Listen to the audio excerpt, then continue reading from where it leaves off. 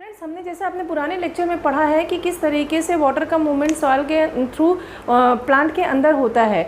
तो इसमें मैंने आपको ये बात समझाई थी कि एक होता है प्रोसेस जिसमें डायरेक्टली रूट इन्वॉल्व होती है और एक होता है जिसमें हमारा डायरेक्टली रूट इन्वॉल्व नहीं होती है, लेकिन रूट एक मीडिएटर होती है, कैरियर बनती है। तो देयर आर टू टर्म्स कि एक में रूट डायरेक्ट पार्टिसिपेट कर रही है जिसको हम एक्टिव प्रोसेस कहते हैं, जिसमें रूट इनडायरेक्टली इन्वॉल्व हो रही है जिसको हम पैसिव प्रोसेस करते हैं। तो इस तरीके से वाटर हमारा बाहर से बाहर के एनवायरनमेंट से सॉइल के रीजन से अंदर तक मूव करके जाता है। लेकिन अब प्रॉब्लम ये है कि अब वो आगे कैसे फ्लो करता है।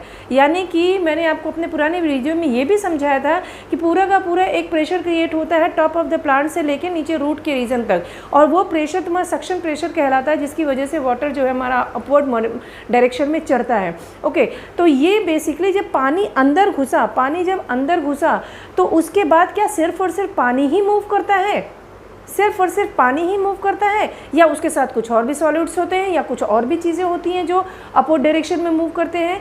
जैसे कि आपको मैंने ये चीज़ समझाई थी कि जब हमारा स्वेट निकलता है हमारे बॉडी से तो वो क्या है, एक्चुअली लॉस ऑफ वाटर है। लेकिन वो स्वेट अगर गलती से भी आपने टेस्ट कर लिया होगा तो आपने महसूस किया होगा कि वो थोड़ा सा सॉल्टी होता है, तो क्या सिर्फ पानी ही निकला हमारी बॉडी से? नहीं, उसके साथ और भी कंपोनेंट्स निकले थे, और भी एलिमेंट्स निकले थे। ठीक यही चीज़ हमारे प्लांट में भी होती है। जब ट्रांसपिरेशन होता है तो नीचे से वाटर खींचता है टू सक्शन फोर्स की वजह से, और उसमें जब वो ऊपर की तरफ चढ़ता है तो अपने साथ साथ बहुत ही मिनरल एलिमेंट्स ले आता है। तो फ्रेंड्स, इस वाले वीडियोस में मैं आपको यही चीज़ समझाऊंगी कि किस तरीके से मैकेनिज्म रन करती है। तो मैं अंजलि फ्रॉम बायोलॉजी ओशन आपके लिए वीडियो लेके आई हूँ जिसमें आप लोग को एक प्रोसेस समझाऊंगी। एक की वर्ड है जिसका नाम है accent of SAP. Accent of SAP का मतलब क्या है, वो किस तरीके से काम करता है, किस तरीके से ये हेल्प करता है पानी को रूट के एनवायरनमेंट से लेकर root top of the plant तक पहुंचने में। यानी कि वाटर बाहर के एनवायरनमेंट से प्लांट बॉडी के अंदर जा रहा है और प्लांट बॉडी से फिर बाहर जा रहा है। तो ये एक साइक्लिक मोशन है, साइक्लिक वे में ये पूरी प्रोसेस रन कर रही है। इसमें फ़ायदा क्या हो रहा है? प्लांट को फ़ायदा सिर्फ इतना हो रहा है कि उसको सारे के सारे इंपॉर्टेंट एलिमेंट्स मिल जा रहे हैं जो उसकी ग्रोथ के लिए ज़रूरी हैं। तो फ्रेंड्स, चलिए हम डिस्कस करते हैं एसेंट ऑफ सैप को, जो कि एक मैकेनिज्म है जो प्लांट के अंदर रन करती है। तो what does it meaning of accent of SAP? सबसे पहली बात कि यहाँ दो वर्ड आते हैं, एक आता है एसेंट, दूसरा आता है सैप। क्या चीज़ है, इस बात का मतलब क्या है? तो एसेंट का मतलब होता है, अगर हम डायरेक्टली इसको रिलेट कर सके तो इट इज़ असेंडिंग। असेंडिंग मतलब अपराइज, कोई चीज़ है जो ऊपर चढ़ रही है, ठीक है, अपराइज हो रही है। असेंडिंग यानी अपराइज। ओके, सैप क्या है? सैप क्या है? सैप हमारा बेसिकली सेल का मीडियम है, लिक्विड मीडियम है, ठीक है, सेल का लिक्विड मीडियम है जो कि इसके साइटोप्लाज्म में भी होता है। एंड मोस्ट प्लांट के केस में सबसे ज़्यादा जो लिक्विड कंटेंट है वो हमारा कहाँ पे होता है? वैक्यूल के अंदर होता है। और इसी वजह से प्लांट का जो मैक्सिमम वॉल्यूम है वो वैक्यूल में मौजूद फ्लूइड की वजह से होता है, और इसी फ्लूइड को सैप कहते हैं। तो सैप बेसिकली क्या है, अगर मैं इसको सिंपल शब्दों में समझाऊँ तो sap is a solution in which आपका वाटर मौजूद है प्लस कुछ सॉल्यूट्स मौजूद है जो आपके डिज़ोल्व फॉर्म में होते हैं। क्या बात है समझ में? क्या बात है समझ में? सेल सैप है। सैप मतलब एक सॉल्यूशन है, प्लांट के सेल के अंदर का सॉल्यूशन है जिसके अंदर वाटर भी मौजूद है और कुछ आपके डिज़ोल्व्ड और अनडिज़ोल्व्ड ऑर्गेनिक और इनऑर्गेनिक सॉल्यूट्स भी मौजूद हैं। तो बेसिकली यहाँ पे जो हम कहते हैं ना कि जाइलम कंडक्शन करता है, xylem is a conducting tissues. तो जाइलम के साथ हम एक वर्ड और जोड़ते हैं कि it always transport water as well as minerals. तो इस सैप के अंदर मिनरल्स भी होते हैं, कुछ डिजॉल्व सॉल्यूट्स भी होते हैं। तो आई बात समझ में? क्या चीज़ मैंने बताई, इस पूरे मैकेनिज्म का मतलब बच्चों को यूजुअली समझ में नहीं आता है कि एसेंट क्या हुआ, सैप क्या हुआ। तो ये बेसिकली क्या है, एक प्रोसेस है, ये एक मैकेनिज्म है जिसको हम कहते हैं कि प्लांट के बेसल रीजन से, प्लांट्स के बेस से आपका सैप अपराइज कर रहा है। कैसे कर रहा है, उसी चीज़ को हमको यहाँ पे सारा समझना है। तो चलिए हम इसको डिस्कस करते हैं। तो बेसिकली एसेंट ऑफ सैप की अगर डेफिनेशन की बात करें तो डेफिनेशन के टर्म्स में मैं आपको ये समझाऊंगी कि द अपवर्ड मूवमेंट मतलब ऊपर की तरफ चढ़ रहा है, ठीक है, upward movement of water from the root to the top of the plant. क्या हुआ? प्लांट के रूट से, और रूट से भी कहाँ, रूट के एनवायरनमेंट से पहले पानी अंदर आएगा, जो कि मैंने आपको अपनी पुरानी वीडियो में समझाया है। अब वो जब पानी के रूट के अंदर आ गया तो उसके बाद वो अपराइज मूवमेंट करेगा। तो वो मूवमेंट करेगा तो किस तरीके से करेगा, यही सारा, उसमें क्या क्या थ्योरीज काम करती है, क्या क्या फैक्टर्स काम करते हैं, तो यही चीज़ हमको यहाँ पर डिस्कस करना है। तो मोस्ट इंपॉर्टेंट बात है कि फ्रेंड्स, सबसे पहली बात कि एसेंट ऑफ सैप होता क्यों है, वाई। सबसे पहला question, why does it occur, क्यों होता है, ठीक है। तो बेसिकली यहाँ पे ये समझना है कि एसेंट ऑफ सैप दो रीज़न से होता है। पहली बात ये कि प्लांट के ऑर्गन्स यानी रूट से लेके टॉप ऑफ डक्ट में आपके वाटर और मिनरल्स की कमी हो गई। क्या हुई? वाटर और मिनरल्स की कमी हो गई। तो उस कमी को पूरा करने के लिए वो नीचे से अपनी बेसिक रिक्वायरमेंट्स को रिसीव करेगा। तो यही चीज़ होती है कि क्यों होता है, तो वो कमी हुई किस वजह से। तो इसको मैं समझाऊं अगर आपको, तो सबसे पहली बात है कि water is lost in the process of transpiration. Transpiration की वजह से आपका सबसे पहली बात कि आपका major amount of the water जो है वो आपका लॉस हो जाता है। ऑलमोस्ट अगर मैं आपको फ्रेंड्स समझाऊं कि इसमें मोटा मोटा अगर हम 100% जो वाटर का इंटेक कर रहे हैं प्लांट बॉडी के अंदर, तो मोटा मोटा मोर देन 95% वाटर तो हमारा ट्रांसपायर ही हो जाता है। Only some % of the water is utilised in the plants body, ठीक है, प्लांट की बॉडी के अंदर यूटिलाइज होता है। तो सबसे पहला हमारा ट्रांसपिरेशन में वाटर का लॉस हो गया तो उसको रिप्लेस करेगा, जो कमी हुई उसको पूरा करेगा। तो फर्स्ट फैक्टर तुम्हारा ये हो गया। सेकेंड कंडीशन क्या है कि water is utilised in the food making process. तो क्या हुआ, दो कंडीशंस हैं। तो इसी कंडीशन को रिप्लेस करने के लिए प्लांट वाटर को नीचे से अपनी रिक्वायरमेंट को पूरी करेगा, जिसको एसेंट ऑफ सैप की वजह से वो कंप्लीट करेगा। तो आ गई बात समझ में, क्या चीज़ मैंने बताई, दो रीजंस हैं जिसकी वजह से वो एसेंट ऑफ सैप प्लांट के अंदर होता है। पहला है हमारा जो कि ट्रांसपिरेशन में large amount of the water जो हमारा ट्रांसपायर हुआ है उसकी कमी को पूरा करेगा। दूसरा जो यूटिलाइज किया गया है as a raw material in the process of food making, तो वहाँ भी अपनी वाटर की कमी को वो पूरा करेगा। तो ये दो रीजंस हैं जिसकी वजह से प्लांट के अंदर एसेंट ऑफ सैप की प्रोसेस होती है। अब ये एसेंट ऑफ सैप आपका होता है तो उसके लिए दो फैक्टर्स इन्वॉल्व होते हैं, टू फैक्टर। बेसिकली हम इसको दो एस्पेक्ट्स कहेंगे। तो ascent of sap occur due to two aspects. पहला क्या है, पहली बात क्या है, देखिए एस्पेक्ट्स के रिलेटेड क्या है कि ये प्रोसेस आपकी किस किस वजहों से हो रही है, क्या क्या चीज़ों का इन्वॉल्वमेंट इसमें है। तो यहाँ दो वजहें हैं। पहला क्या है कि आपका जो path of water occurs in ascending way, नीचे से ऊपर असेंडिंग ऑर्डर में, असेंडिंग वे में आपका पाथ ऑफ वाटर मूवमेंट होगा। पहला एस्पेक्ट हो गया कि पाथ हो रहा है, असेंडिंग नीचे से ऊपर चढ़ेगा। तो कमाल की बात है कि अगेंस्ट द ग्रेविटी पानी को ऊपर खींचना है, तो वो ऊपर खींचने की प्रोसेस में पानी को एंटी ग्रेविटी फोर्स लगेगा। तो देखिए पानी कहाँ तक ऊपर जा सकता है। अगर मैं इसको क्लियर शब्दों में आपको समझाऊं तो बेसिकली क्या है कि ये इतना ज़बरदस्त प्रोसेस है कि जो हमारा सबसे टॉलेस्ट ट्री है, अगर बात करें शिकोया semi परविरेंस,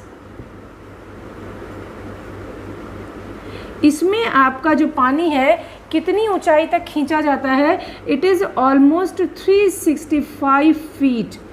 can you imagine, 365 feet tall होता है शिकोया सेमी परविरेंस, और इसमें इतनी हाइट तक पानी को ऊपर तक खींचा जा सकता है। अब मैंने आपको पुरानी वीडियो में ये भी बताया था कि यूजुअली जिम्नोस्पर्म्स के अंदर ये आपका मोनोकॉट के अंदर 2 से 3 फीट तक की हाइट में ये बहुत ज़्यादा सक्सेसफुल होता है। लेकिन कुछ टॉल ट्रीज़ और भी हैं जिनके अंदर ये आपका इतनी फीट तक पानी को ऊपर खींचेगा। दूसरा एग्जाम्पल, फर्स्ट तो आपका ये है, दूसरा एग्जाम्पल है हमारा यूकेलिप्टस। इसमें आपका पानी कितने 377 फीट तक पानी आपका ऊपर खींचेगा। तो ये प्रोसेस होती कैसे है, इसमें क्या एक्शन काम करता है, इसमें कौन सा फोर्स, कौन सी थ्योरी काम करती है। तो इस थ्योरी को यहाँ पे हमें समझना है। तो पहला एस्पेक्ट हमारा क्या हो गया, असेंडिंग ऑर्डर में वाटर का मूवमेंट हो रहा है, ठीक है। सेकेंड एस्पेक्ट हमारा क्या है, some vital force, some force, vital basically कहेंगे vital force occurs which lead to the upward movement of direction, upward movement of direction। तो आपका वाटर जो है दो तरीके से ऊपर चढ़ेगा। पहली बात तो ये है कि वो ऊपर चढ़ेगा तो उसमें कुछ होगा, कोई एक कंडक्टिंग जोन होगा। वो कंडक्टिंग जोन में आपका क्या है, मोस्ट इंपॉर्टेंटली कौन सा कंडक्टिंग जोन है। दूसरा आपका है कि जो कौन सी थ्योरी काम करती है इस वाटर को ऊपर चढ़ाने में। तो ये पूरा सारा कुछ मैंने आपको एक introduction to the ascent of sap समझाया। अब मैं आपको इसमें समझाऊंगी कि किस तरीके से पहला एस्पेक्ट काम करता है, कि यानी असेंडिंग ऑर्डर में जो पानी चढ़ता है वो किस तरीके से चढ़ता है।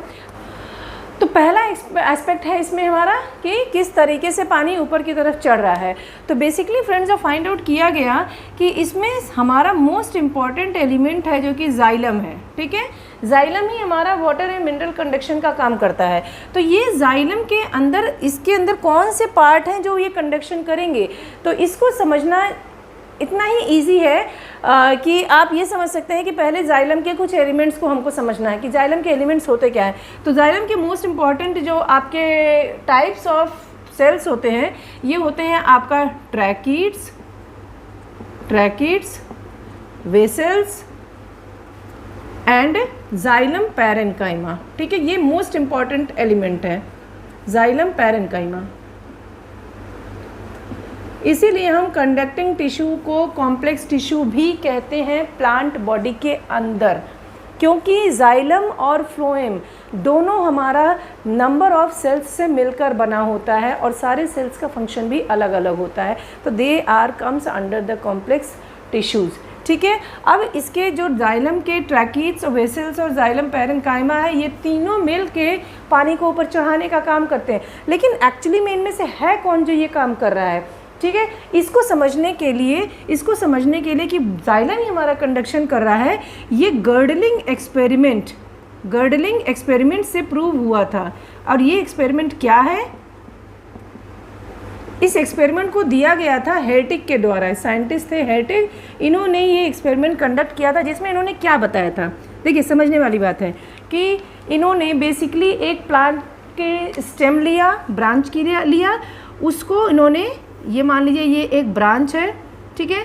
इसके एक पोर्शन को इन्होंने रिंगिंग कर दी, गर्डलिंग का मतलब होता है रिंगिंग, गर्डलिंग एक्सपेरिमेंट, गर्डलिंग का मतलब रिंगिंग ऑफ द स्टेम, यानी इस स्टेम को इस रीजन से इन्होंने क्या किया, उसके चारों तरफ एक कट कर दिया, रिमूव कर दिया कुछ पार्ट ऑफ द प्लांट। तो क्या हुआ, वो इस तरीके से बन गया,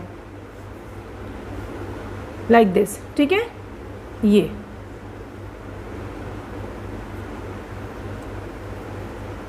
इन्होंने इसको इस तरीके से क्या किया, गर्डलिंग कर दिया, लाइक दिस, ठीक है।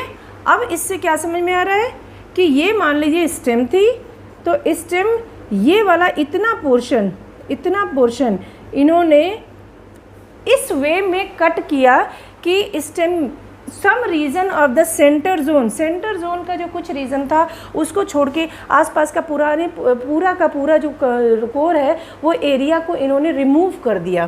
तो इन्होंने कुछ पार्ट छोड़ा जस्ट टू टेस्ट कि कंडक्शन हो कहाँ से रहा है, ठीक है। और इसको फिर क्या किया इन्होंने क्या किया कि एक प्लांट के अंदर, एक वाटर के अंदर इन्होंने इस ट्विग को प्लेस कर दिया। मान लीजिए ये वाटर है, ठीक है, इसके अंदर इन्होंने प्लेस कर दिया। तो कि देखिए, हमको दो ऑब्जर्वेशन यहाँ पे मिला। पहला ऑब्जर्वेशन कि ऊपर के रीजन में जो लीफ थी वो इंटैक्ट थी, ऊपर के रीजन में लीफ इंटैक्ट थी, यानी लीफ पे कोई फर्क नहीं पड़ा। इसका मतलब जो निकल के आया, leaf was as green as it was before girdling the stem, before ringing the stem. Stem के आपके रिंगिंग करने के पहले लीफ की जो कंडीशन थी, यानी वो अलाइव स्टेट में थी, फोटोसिंथेसिस कर रही थी, वही चीज़ after doing the ringing section of the stem, ये तब भी ये काम कर रही थी। तो हमें क्या मिला, लीफ इंटैक्ट थी। लेकिन एक और ऑब्जर्वेशन यहाँ मिला था कि जो ये पार्ट था रिंगिंग के ऊपर वाला पार्ट, यानी इतने पूरे जोन के ऊपर वाला पार्ट था, ये हमारा क्या हो गया था, ये स्वेल कर गया था, ये चीज़ यहाँ पे स्वेल कर गया था। तो इससे क्या समझ में आया, इससे दो बात समझ में आई कि वाटर के मूवमेंट पे तो कोई फ़र्क नहीं पड़ा, वाटर के मूवमेंट पे कोई फ़र्क नहीं। अगर वाटर के मूवमेंट पे फ़र्क पड़ता तो लीफ हमारी विल्ट कर जाती, डाई कर जाती, क्योंकि लीफ को तो वाटर चाहिए, वो वाटर नीचे से ही आता है, तो ऐसा हुआ नहीं। लेकिन दूसरा फ़र्क क्या पड़ा, ये वाला जो हमारा सॉलिन था, ये swollen zone just because of the food locate कर गया था, फूड हमारा यहाँ पे इकट्ठा हो गया था, वो डिड नॉट ट्रांसलोकेट, ये नीचे तक नहीं पहुंचा, सारा का सारा फूड इकट्ठा हो गया। तो इसी वजह से इस पूरे रीजन पे हमारी क्या हो गई, स्वेलिंग हो गई। तो इससे क्या निकल, अच्छा ये निकल के आ गया कि जब लीफ को हमने देखा कि लीफ में कोई भी किसी भी तरीके की दिक्कत नहीं है, वो इंटैक्ट है, वो ग्रीन है, वो प्रॉपर फोटोसिंथेसिस कर रही है। लेकिन सेम एक्सपेरिमेंट को हमने क्या किया कि इसमें हमने पूरा का पूरा जो सेंटर कोर रीजन था, हमने काफ़ी हद तक हमने उसको गर्डल कर दिया, ठीक है, कि जो सेंट्रल रीजन था वो भी हमारा कट कर दिया। तो इस कंडीशन में हमको क्या मिला, लीफ विल्ट कर गई। तो देखिए बेसिकली है क्या, यहाँ ऐसा क्या हुआ जो यहाँ नहीं हुआ। इसको समझने के लिए जाइलम के अगर और अंदर, मतलब वुड के रीजन में, अगर स्टेम के वुड के रीजन में जाएंगे तो हमको ये समझना होगा कि स्टेम के वुडी रीजन में 2 टाइप्स ऑफ वुड होते हैं, 2 टाइप्स ऑफ वुड, ठीक है। एक होता है हमारा हार्टवुड, दूसरा होता है हमारा सैपवुड, ठीक है।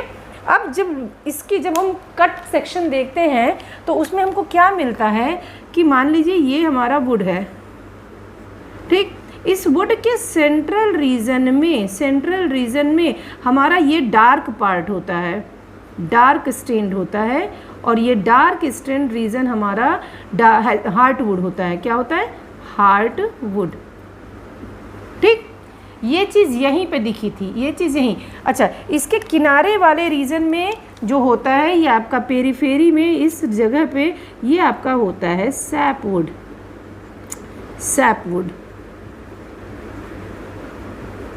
तो इसी रीजन में हमारा सैप जो होते हैं वो मौजूद होते हैं, और यही फ्लो होते हैं कहाँ, नीचे से ऊपर की तरफ।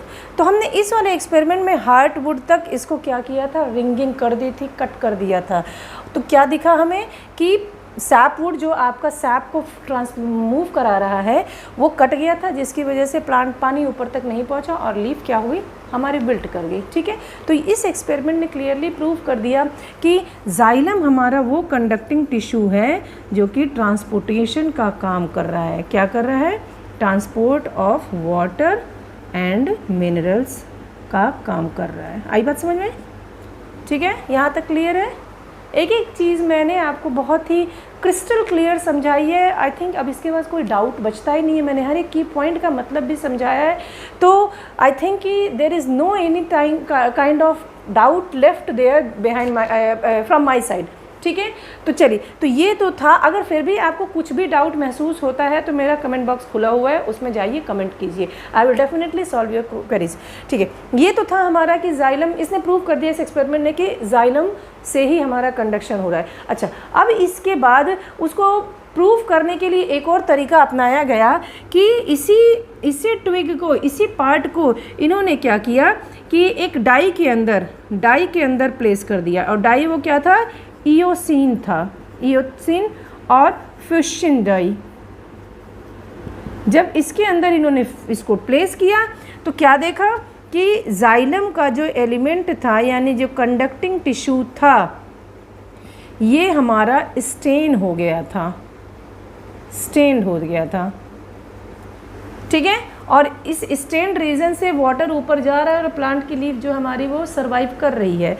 तो ये एक्सपेरिमेंट ने ये प्रूव कर दिया कि ये xylem was that element of the part of the plant जो कि कंडक्शन ऑफ वाटर करता है। अब ये प्रूव करना अभी भी बाकी था, ये चीज़ क्लियर तो हो नहीं पाई अभी भी कि जाइलम के अंदर तो कंपोनेंट हमारे ट्रैकीड भी हैं, वेसल्स भी हैं, जाइलम पैरेन्काइमा भी है। तो एक्चुअल फ्लो, एक्चुअल कंडक्शन कर कौन रहा है?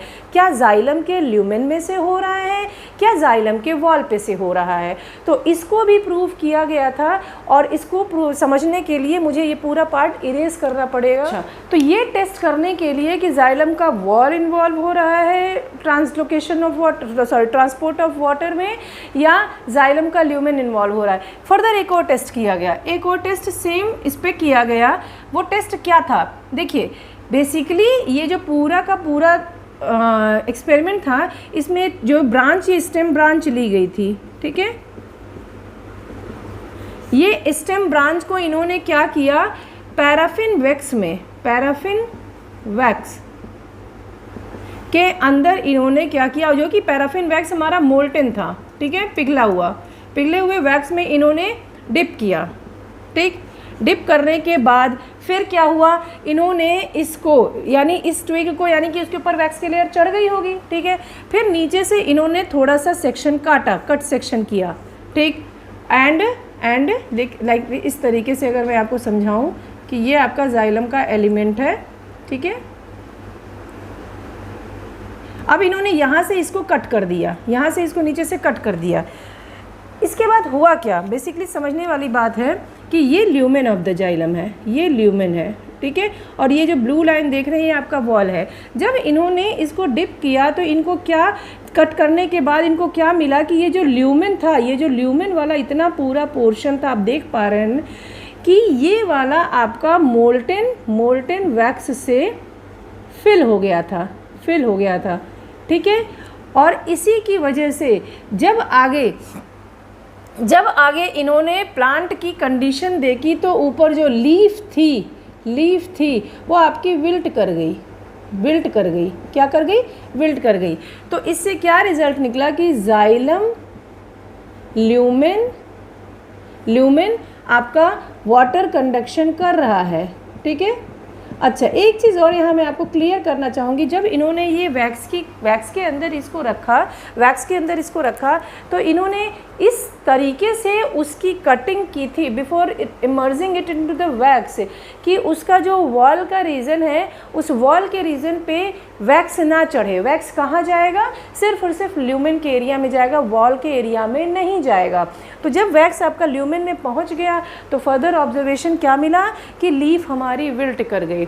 सो इस एक्सपेरिमेंट से ये भी प्रूव हो गया कि लीफ के तक पानी पहुंचने का रीज़न जाइलम की वॉल नहीं है, जाइलम की ल्यूमेन है। So it was clearly proved कि जाइलम के ल्यूमेन से हमारा ट्रांसपोर्ट एक्चुअली हो रहा है। तो दिस वाज ऑल अबाउट कि किस तरीके से पहला एस्पेक्ट जस्टिफाई हो रहा है कि कोई कंडक्टिंग जोन है जो पानी को ऊपर चढ़ा रही है, असेंडिंग ऑर्डर में चढ़ा रही है, और वो कंडक्टिंग जोन हमारी जाइलम है। जाइलम के अंदर भी जाइलम की वॉल नहीं है, जाइलम का ल्यूमेन है, ठीक है। फॉर द दूसरा एस्पेक्ट क्या होता है कि कुछ थ्योरीज हैं, तुम्हारी वाइटल फोर्स थ्योरीज होती हैं। ये थ्योरी हमारी ये बताती हैं कि किस तरीके से मूवमेंट हुआ होगा, ठीक है। तो इस थ्योरीज को आइए चलिए इस थ्योरीज को समझते हैं। ये थ्योरी हमारी पहली क्या है, इसमें जो पहला साइंटिस्ट था, एक साइंटिस्ट थे वेस्टर्नर, ठीक है, वेस्टर्नर। इन द ईयर 1883 में इन्होंने क्या बताया कि जाइलम के 3 एलिमेंट हैं, tracheids, vessels and xylem parenchyma. इन्होंने वेस्टर्नर ने ये थ्योरी बताई थी कि जो आपका जाइलम पैरेन्काइमा है, जो हमारा यही लाइफ सेल है, हमारा लाइफ सेल इनके अंदर यही है, बाकी ये दोनों हमारे क्या है, डेड सेल है। तो जो लाइफ सेल है ये हमारा रिस्पॉन्सिबल है एक्टिव ट्रांसपोर्ट में, जाइलम पानी को ऊपर चढ़ाने का काम कर रहा है। वाटर ट्रांसपोर्ट में हमारा इन्वॉल्वमेंट सिर्फ और सिर्फ इसका है। जबकि डेड सेल क्या कर रहे हैं, ट्रैकिड और वेसल्स क्या कर रहे हैं, they are work as a water reservoir, water reservoir, पानी इनके अंदर स्टोर होता है। ये बात इन्होंने वेस्टर्नर ने बताई थी। ठीक है फ्रेंड्स, दूसरी वाइटल फोर्स थ्योरी दी गई थी गोडेलवस्की के द्वारा, गोडेलवस्की। इन्होंने इन द ईयर 1884 में क्या बताया कि अगेन द थ्री एलिमेंट्स आपके कौन कौन से, ट्रैकिड्स, वेसल्स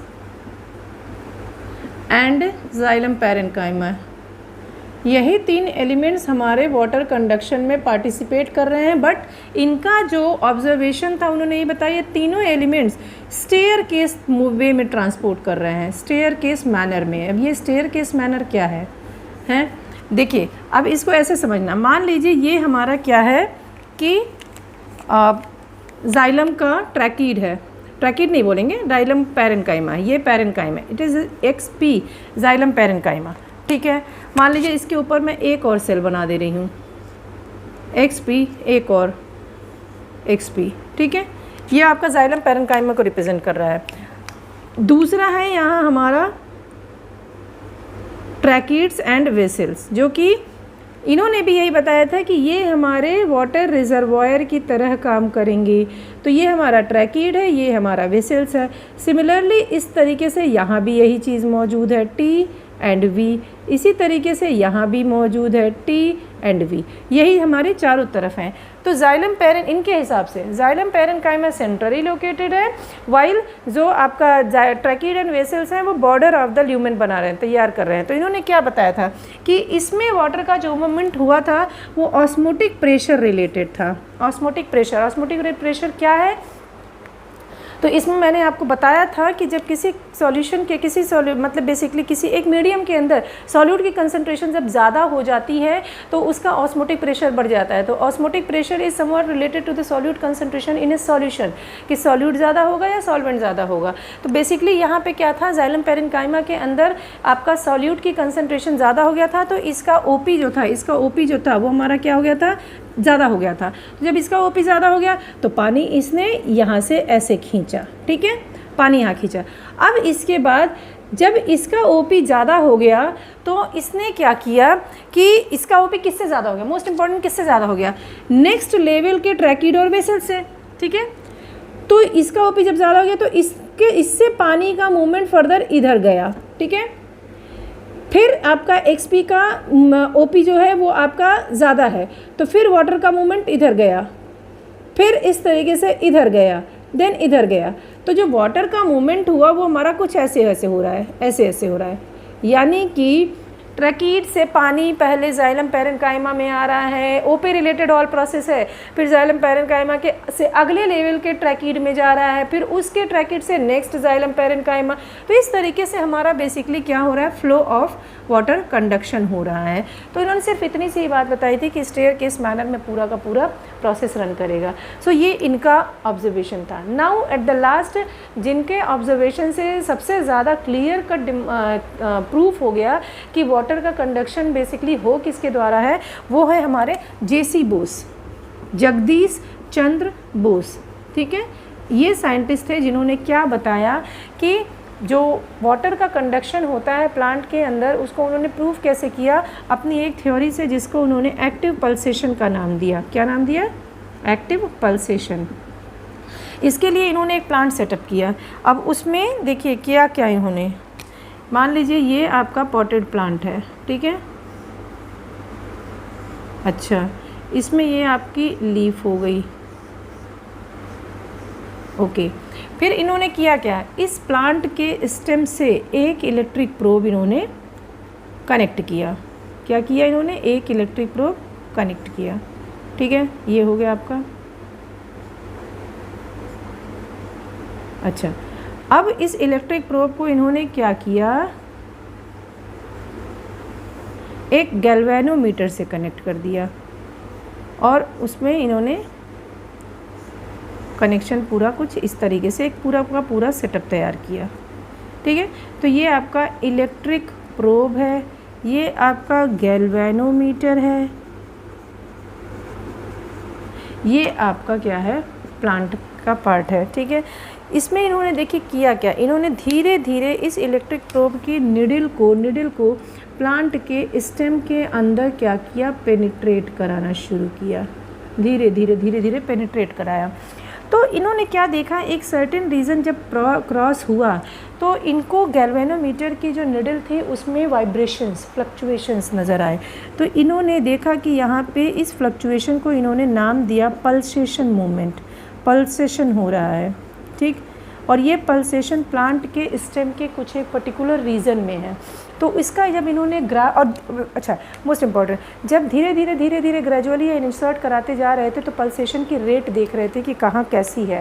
तो एक पर्टिकुलर रीज़न पे वो पल्सेशन सबसे ज़्यादा हुई, ठीक है, पल्सेशन सबसे ज़्यादा हुई। फिर धीरे धीरे और जब इंसर्ट कराया और अंदर तक लेके चले गए तो उसके बाद पल्सेशन मूवमेंट स्टॉप हो गई।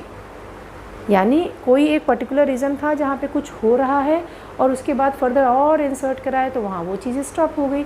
तो इन्होंने वो जब उसका ग्राफिकल प्रेजेंटेशन बनाया तो इनको क्या मिला, कुछ इस तरीके से एक्स एक्सिस, वाई एक्सिस, ये एक्सिस रिप्रेजेंट कर रही है पल्सेशन मूवमेंट, पल्सेशन के रेट को, ठीक है।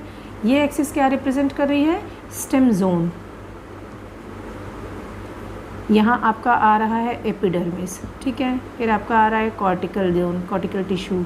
देन आपका आ रहा है endodermis, then phloem, then xylem, then pith area. तो इन्होंने जो ग्राफ तैयार किया उस ग्राफ से इनको क्या दिखा, धीरे धीरे जब एपिडर्मिस से इन्होंने निडल को अंदर इंसर्ट करना शुरू किया तो एक रीजन तक जाते जाते, अब वो रीजन कहाँ था, कॉर्टिकल टिश्यूज से एंडोडर्मिस।